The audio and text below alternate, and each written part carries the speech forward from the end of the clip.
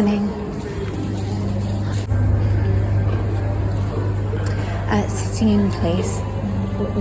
I've got these. And can I get a tall passion fruit raspberry cream frappuccino, please? Yep. We're selling our forget-me-not cups for £1 today if you'd like your frappuccino and that.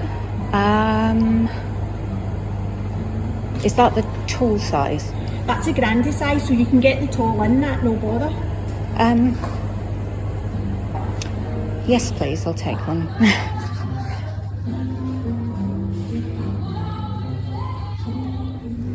So I've come to Starbucks for breakfast. Now, I know I've said before, I don't get hungry as soon as I wake up. I need to have my coffee and then it takes about 40 minutes to an hour for my appetite to kick in. So that's why I don't have a coffee for breakfast. I had that at home.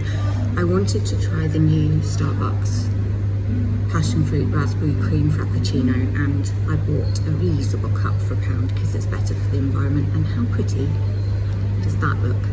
And then I've also gone for the peach and raspberry overnight oats, which are not a new addition to the menu, but they're something I have wanted to try for a long time. Give the drink a try.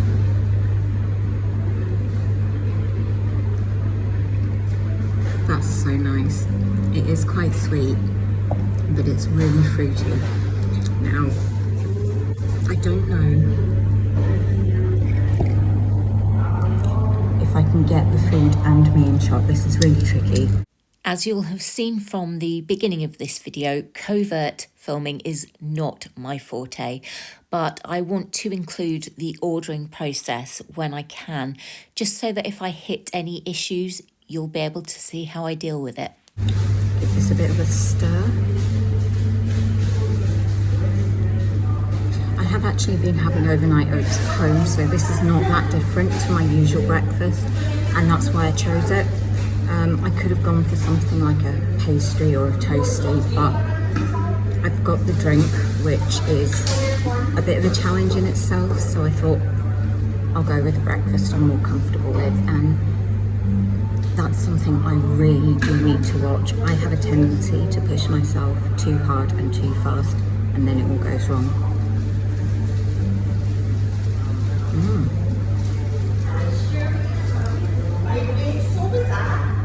Peach and raspberry food, passion fruit and raspberry drink. I am certainly channeling summer. I didn't need to look at the menu on this occasion because I knew exactly what I wanted to order today. I'm just going to show you my view.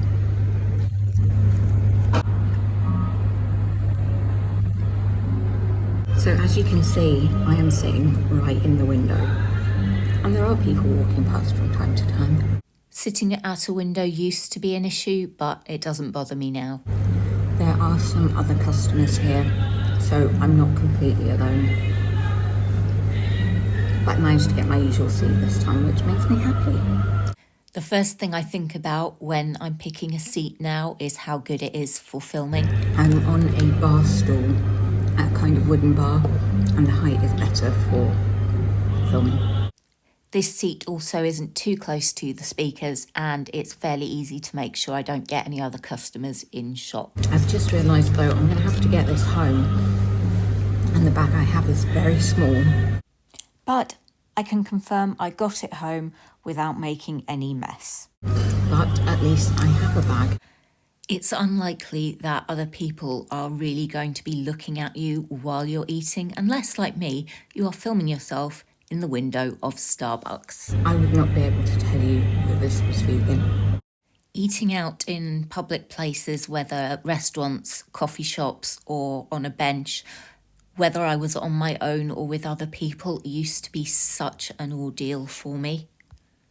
That little Edie voice in my head would constantly be telling me people were looking at me and judging my food choices, but in reality, that's just not the case. Most people are too preoccupied to even notice, and if they are staring at me these days, hell, I can't help it if I'm bloody gorgeous. In reality, it's more likely they'll be looking at me because I'm doing something unusual, which is filming myself on my phone. This does not have coffee in it. and there is not an option to put coffee in it. I suppose you could ask for coffee in it if you wanted, but I think that would be disgusting. I would strongly advise taking something with you that will occupy you while you are eating and or drinking if you are on your own. I have to confess, I am quite partial to a bit of people watching, but pick something that isn't going to make you feel any more anxious about the whole experience. I used to take a book with me to coffee shops, and I still do when I'm not going to be doing any filming.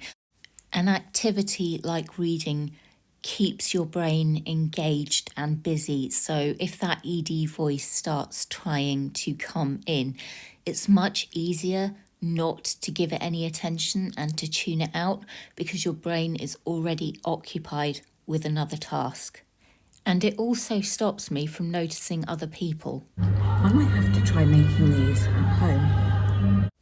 Since filming this, I have actually made the overnight oats at home using fresh raspberries and tinned peach slices, and it's delicious. It might be quite nice to do some with pear and maple syrup. But I digress.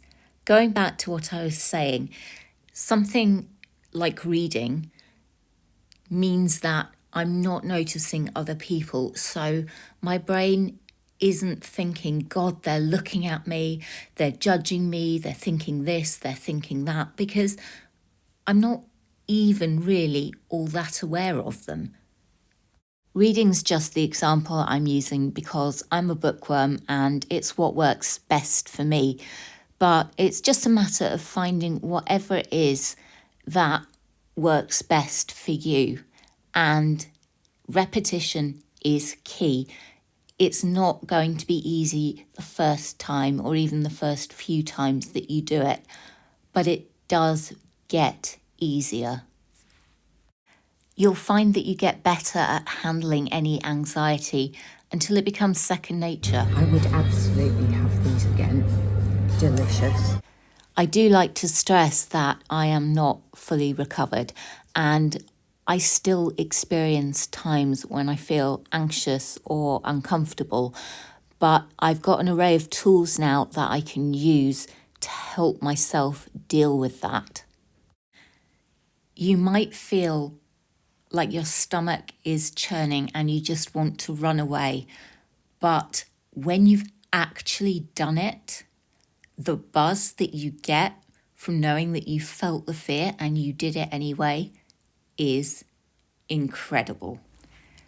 To sound horribly cliched, it's better to try and fail than never try at all. This was a really nice breakfast, and actually a really pleasant experience, despite the fact that people are staring in at me, but I'm filming myself, so what do I expect? I just need to remember to bring this with me the next time I come to Starbucks. I go to Costa a lot more than Starbucks. I would feel bad about taking this cup to Starbucks. It's ridiculous, I know, but I'm one of those people that when I go to a supermarket, the reusable bags I take, I like to either be unbranded or for that supermarket.